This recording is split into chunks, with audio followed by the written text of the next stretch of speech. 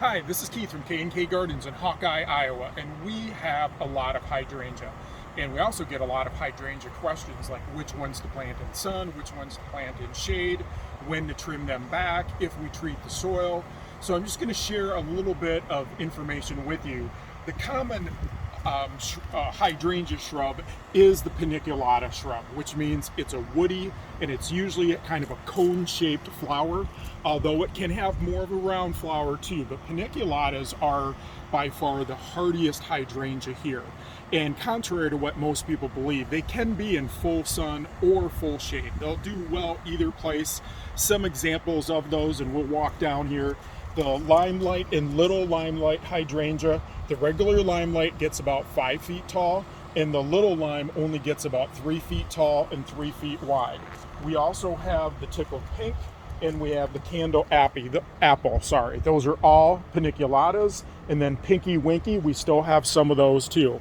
My favorite by far right now for a dwarf one is this Bobo, which is also a paniculata, and I'll pull one of these up here so that you can kind of see.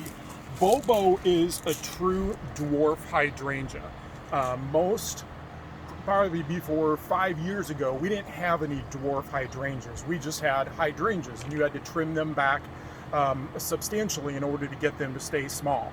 So the Bobo is growing as a dwarf, and you still need to trim it because you still need to trim at least the flower heads off of it every fall or every spring.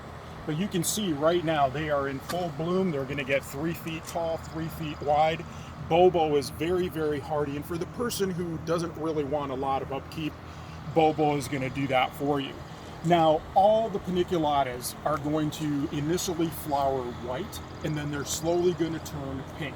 So then you can see on this strawberry shake, you can see the large flower here, cone-shaped, paniculata, it's starting to turn pink, and then down here we have some too. It's usually the side that's in the sun is what's going to turn pink first, and then these blossoms will continue to show color until we have a very hard freeze, and then you can leave them on during the winter. You could cut them off, use them for dried flowers, or you can just cut the shrub back this fall yet too. Then we also have berry white hydrangeas, another paniculata. And again, these all vary. The flowers is what varies. Whether it's a tight cone or it's an airy cone, how tall the cone is, or what shape the flower, whether it's a ball shaped or cone shaped. Besides the Bobo being my favorite dwarf one, I would say Limelight is my other most favorite, and that's a full-size one that's going to get 5.5 feet tall. And I have one in the garden, probably I've had it for 15 years, that we trim all up down to about 3 feet, and every year it maxes out at about 5.5 feet. And that flowers chartreuse, or really limey color, and then that turns mauve, and then it turns pink. And that comes in a tree form too. So we have that in a tree and a shrub. Over here is the limelight hydrangea, again another paniculata. This is just starting to flower. And then over here is the vanilla strawberry, and so that's going to have the really, really tall cones. And then on the end I still have some little quickfire. That is the dwarf version of quickfire. Quickfire just means, even though it's another paniculata, it just means that it flowers about a month before all of the other hydrangeas do. So with all the paniculatas, the best thing to do is trim them back down to waist high if they're above waist high every spring. If it's a true dwarf, then all you have to do is cut those blossoms off. But you do that in the fall or the spring. Then we're just gonna go by a few other ones here. We have some strawberry sundae.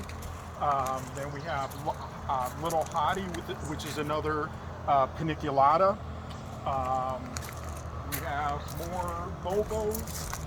And then when we get into the Macrophylla hydrangea, the care and the upkeep is a little bit different. Macrophylla hydrangeas are lace cap or mop head, but they change colors and they can be manipulated by the pH in the soil. So the more aluminum sulfate you add to the soil, the different colors you're going to get. There's an additive to get them to flower blue and purple, and there's an additive to get them to flower pink. You're always treating them this year for next year. That's how it works. But with those, that is called a herbaceous shrub. So when we have a hard freeze, all of this foliage, all of this year's growth is going to die back, and next spring all you're going to have is this dark, hopefully you can see that, this dark part here is all that where this is growing from. And even though it looks like that was cut, it was cut because everything up here was dead. So you always wait in the spring until they start growing, because depending upon how cold the winter is, it might start from above the ground, or it might re-emerge from the ground with all the new growth. Usually that occurs around June 1st, so don't think your Macrophylla hydrangea is dead. Just wait until that first week in June and then trim it back accordingly. You know, here's a good example of the blue Bloomstruck is a really good one. The original Endless Summer, we still have some of those. The Twist and Shout, and then there is going to be a new one coming out for next year that I cannot remember the name of right now, but it's one for that you can put in full sun. So hey, I just wanted to educate you a little bit about that. We do have a couple sales going on. Tomorrow, Sunday, we have 25% off succulents and 15% off daylily. However, if you come in and you buy succulents and you mention that you saw the video, you will get 50% off all of your succulents, which is a really good deal. We still have a lot of them here, but mention this to staff tomorrow. I believe Pauline and Hannah are working. I'm going to be over in Green selling plants at the Green Herb Fest. So if you're in the area, feel free to visit us. We have our trailer truck packed. I don't think we could fit anything else in there. We always look forward to going over there. So just also on Monday, our hours change again. Monday's August, so that means we open up at 10 a.m. and we close at 5 p.m. So we're going to be 2 hours shorter starting time and closing time. Hopefully you learned something from this, and I'll be doing a few more educational videos here towards the end of the season. This is Keith signing out from K&K Gardens, Hawkeye, Iowa.